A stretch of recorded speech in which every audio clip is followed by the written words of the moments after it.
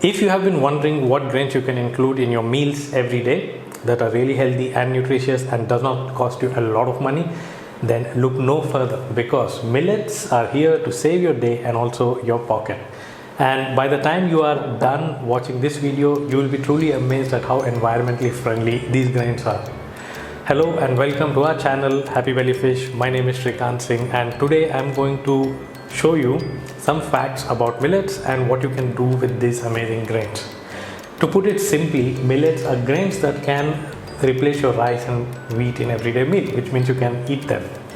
These are ancient grains that have long been forgotten, probably because they did not get the love and marketing that monoculture grains and heavily engineered grains like rice and wheat got.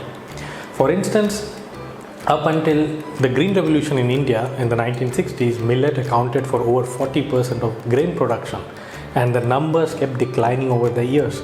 Even today, with all the promotion that the government is doing that millet is the grain for the future, it's extremely hard to find it in the supermarket than compared to rice. Millets are grains that are very friendly to the consumer and also to the farmer. They need very little care, they can grow on poor soil, and they need no irrigation system at all. They also just need a quarter of rainwater than compared to the rice crops. So if you're concerned about global warming and all the pesticide and engineering that goes on into food, then your share of change can begin with the choice of grain that you're eating. Almost anything that you can do with rice and wheat, you can do with millet and even beyond, which means that you can eat them without having to learn new recipes. You just cook them as you are cooking your rice and wheat. Of course, it will be strange at first, but with time, you will get used to this new texture and new taste. Millets are gluten-free grain, and they are also several times more nutritious in vitamins and minerals than your heavily engineered rice and wheat that we eat today. And unlike the common myth that exists, these grains are not at all hard to digest. Rather, they are slow to digest.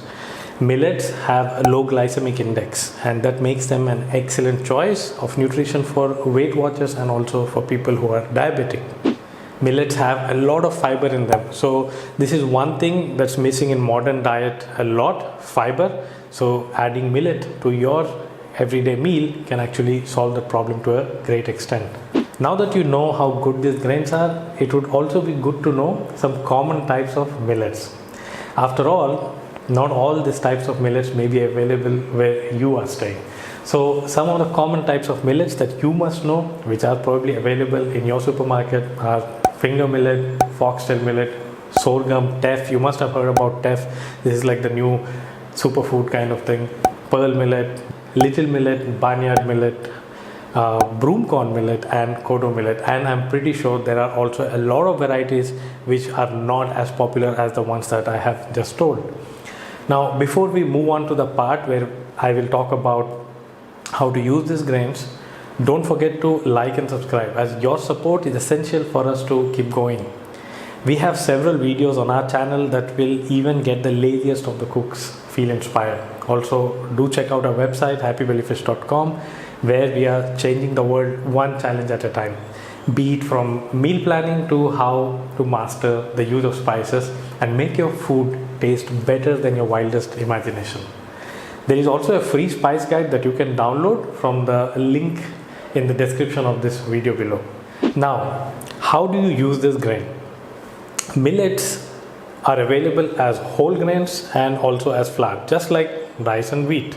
So if you are using whole grain, then it is important that you rinse them to get rid of all the dirt and then soak it in water to break down the phytic acid.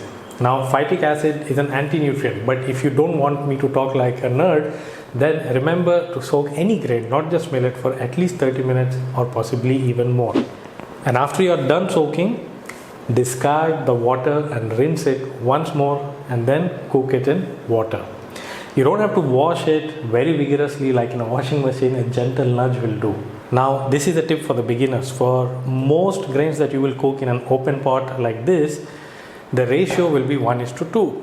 1 cup of grain, 2 cups of water. But if you're going to boil larger grains or millet like sorghum, then you might want to use the ratio of 1:3.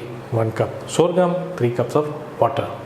You must also soak these large millets for a few hours. So soak them in water, say good night to them, and promise that you will come back tomorrow to eat them, while you had a sinister plan in your dreams on how you're going to cook these amazing grains.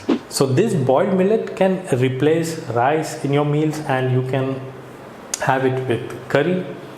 You can stir fry them, you can make sushi with them. Yes, and once you make sushi with this pearl millet especially, then you'll never ever go back to the rice sushi.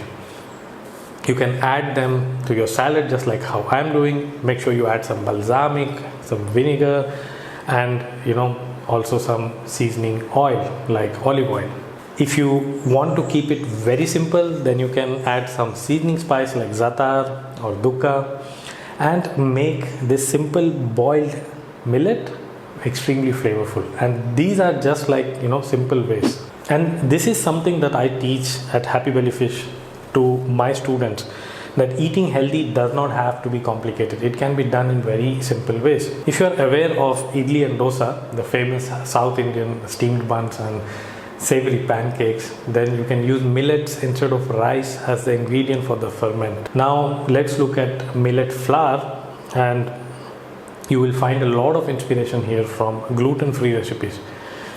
Millet flours can be used to make your brownies, cakes, bread, pancakes.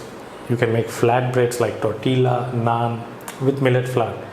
Since these are gluten-free, you might have to add some kind of a starch to hold it all together. But today, a lot of sourdough bread that is being sold, they are made from millet flours, and they're getting very famous, of course, for all the benefits that millet holds. There is one recipe we have on buckwheat pancakes. You can definitely check out the link here.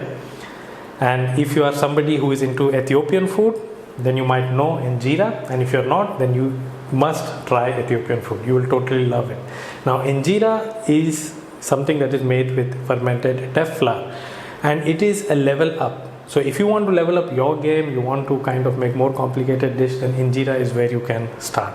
Eating millet is going to be unusual at first.